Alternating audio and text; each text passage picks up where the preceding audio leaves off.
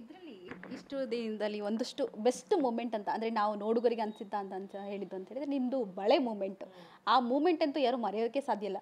Because ಆ moment ಆದಮೇಲೆ ಸಂಗೀತ ಶೃಂಗೇರಿ ಅಂತಂದರೆ ಅಂದರೆ ತುಂಬ ಪ್ಲಸ್ ಪಾಯಿಂಟ್ ಅಂತ ಅನಿಸ್ತು. ಹುಡುಗಿರೆಲ್ಲ ತುಂಬ ಸ್ಟ್ರಾಂಗಾಗಿ ನಿಂತ್ಕೋಬಹುದು ಮತ್ತು ಬೇರೆ ಆಪೋಸಿಷನ್ಸ್ ಯಾರೇ ಜೆಂಟ್ಸಿದ್ರು ಕೂಡ ನಾವು ವಾಯ್ಸ್ ರೈಸ್ ಮಾಡ್ಬೋದು ಅಂತ ಅನಿಸ್ತು. ಎಕ್ಸಾಕ್ಟ್ಲಿ ಅವತ್ತು ಏನಾಯಿತು ಆ್ಯಕ್ಚುಲಿ ಆ ಗೇಮಲ್ಲಿ ಏನಾಯಿತು ಅಷ್ಟೊಂದು ರೈಸ್ ಆಗುವಂಥದ್ದು, ಅಷ್ಟೊಂದು ಇಬ್ಬರ ಮಧ್ಯೆ ವಿನಯ್ ಮತ್ತು ನಿಮ್ಮ ಮಧ್ಯೆ ಫೈಟಿಂಗ್ ಆಗುವಂಥದ್ದು ದೊಡ್ಡ ಮಟ್ಟದಲ್ಲಿ ಆಗುತ್ತೆ. ಸೊ ಅಂಥದ್ದು ಏನಾಯಿತು ಆ್ಯಕ್ಚುಲಿ? ಮಾತಿಗೆ ಬೆಳೀತಾ 14 ವಾರಗಳು ಕಳೆದಿದ್ದಾವೆ.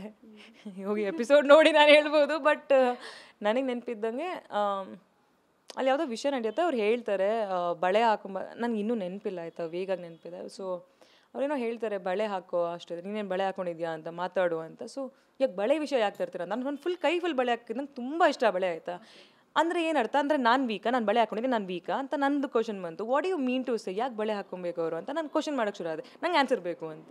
ಸೊ ನಾನು ಹೋಗ್ಬಿಟ್ಟು ಭಾಗ್ಯಶ್ರೀ ಮ್ಯಾಮ್ ಹತ್ರ ಹೇಳಿದೆ, ಅವ್ರೇನೋ ರೆಸ್ಪಾಂಡ್ ಮಾಡಿಲ್ಲ. ನಾನು ಹೋಗಿ ಎಲ್ಲರ ಹತ್ರ ಹೇಳ್ತೀನಿ, ಯಾರು ಏನೋ ರೆಸ್ಪಾಂಡ್ ಮಾಡ್ತಿಲ್ಲ. ನಾನೇನಾದರೂ ತಪ್ಪು ಹೇಳ್ತೀನ ಅಂತ ನನಗೆ ಲೈಕ್ ಕೇಳ್ತಿದ್ದೀನಿ, ಯಾಕೆ ಹೇಳ್ತೀನಿ, ಹಾಕಿದ್ದೀನಿ ಬಳೆ, ಏನು ಮಾಡ್ತೀಯಾ ಮಾಡ್ಕೊ ಅಂತ. ಸೊ ಆ ಕಾಂಟೆಕ್ಸ್ಟಲ್ಲಿ ಅವರು ಕೂಡ ಹೌದು ಏನೋ ಒಂಥರ ವಾದ ಆಡ್ತಿದ್ರು. ಸೊ ನನಗೇನು ಸರಿ ಅನಿಸ್ತು ಆ ಟೈಮಲ್ಲಿ, ಬಿಕಾಸ್ ಇದ್ರ ಮುಂಚೆನೂ ಅಷ್ಟೇ ಹೊರಗಡೆ ಕಾಲೇಜ್ ಟೈಮಲ್ಲೂ ಅಷ್ಟೇ ಯಾರೋ ಈಗ ಹೇಳಿದಾಗ ನಾನು ಇದೇ ರೀತಿ ಅವ್ರಿಗೆ ಕ್ವಶನ್ ಮಾಡಿದ್ದೀನಿ, ಯಾಕೆ ಬಳೆನ ಟಾರ್ಗೆಟ್ ಮಾಡ್ತೀರಾ, ಯಾಕೆ, why, what's wrong in that ಅಂತ. ಸೊ ಅವಾಗಲೂ ಉತ್ತರ ಸಿಕ್ಕಿರಲಿಲ್ಲ, ಇಲ್ಲಿ ಉತ್ತರ ಸಿಕ್ತು. ಆದರೆ ಸೊ ಬಟ್ ಅದು ಅವಾಗ ಆ ರೇಂಜಿಗೆ ರೆವಲ್ಯೂಷನ್ ಆಗುತ್ತೆ ಅಂತ ನಾನು ಕನಸು ಎಲ್ಲೂ ಅಂದ್ಕೊಂಡಿರಲಿಲ್ಲ. ಯಾರಿಗೂ ಗೊತ್ತಿರಲಿಲ್ಲ ಅದು ಆ ರೇಂಜಿಗೆ ಆಗಿರುತ್ತೆ ಅಂತ ಕೂಡ. ವೀಕೆಂಡಲ್ಲಿ ಸುದೀಪ್ ಸರ್ ಬಂದು ಇದು ಒಂದು ದೊಡ್ಡ ಕಾಂಟ್ರವರ್ಸಿ ಆಗಿದೆ ಅಂತ ಹೇಳಿದಾಗ ಮಾತ್ರ ನಮಗೆ ಗೊತ್ತಾಗಿರೋದು, ಓ ಇದು ದೊಡ್ಡ ಇಶ್ಯೂ ಆಗಿದೆ ಅಂತ. ಸೊ ಅಲ್ಲಿ ತನಕ ಮನೇಲಿ ಏನು ನಡೀತಿರುತ್ತಲ್ಲ ನಮಗೆಲ್ಲ ನಾರ್ಮಲೇ ಅನಿಸ್ತಾ ಇರುತ್ತೆ, ನಾರ್ಮಲ್ ಜಗಳ ನಡೀತಿರುತ್ತೆ.